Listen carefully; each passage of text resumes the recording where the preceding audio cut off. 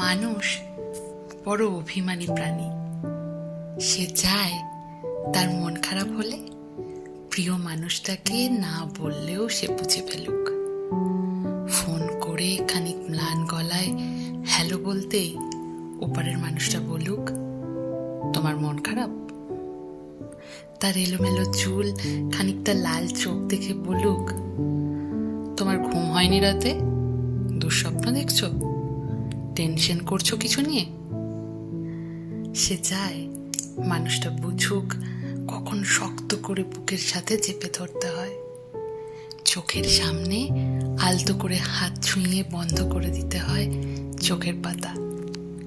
সে চায় মানুষটা বুঝুক কখন হাতের মুঠোয় হাত রাখতে হয়, ফিসফিসিয়ে বলতে হয়, আমি তো আছি, তবে মন খারাপ কেন?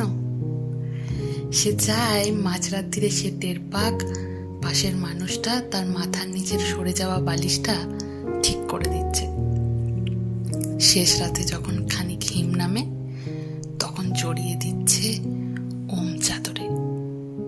সে চায় তার জন্য মাঝরাত্রিরেও কেউ বাড়ি ফেরার অপেক্ষায় থাকুক, মনে রাখুক তার জন্মদিনের কথা, প্রথম দিনের কথা, স্পর্শ ও অনুভূতির কথা।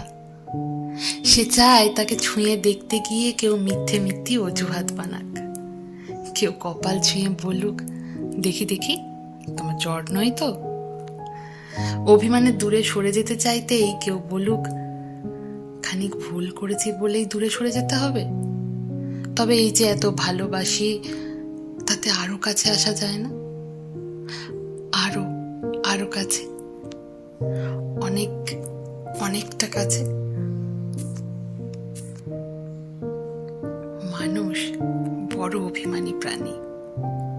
তারা দুজনই কেবল ভাবে এই সবই ওই মানুষটা করুক, ওই অন্য মানুষটা, কিন্তু শেষমেশ করা হয় না কারোরে। তাই কাছে আসার রঙিন দিনেরা ক্রমাগত দূরে যাওয়ার ধূসর বিবর্ণ গল্প হয়।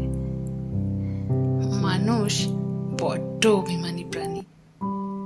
অভিমানে সে ক্রমশই দূরে চলে যায়, বুকে পুষে রাখে এক সময়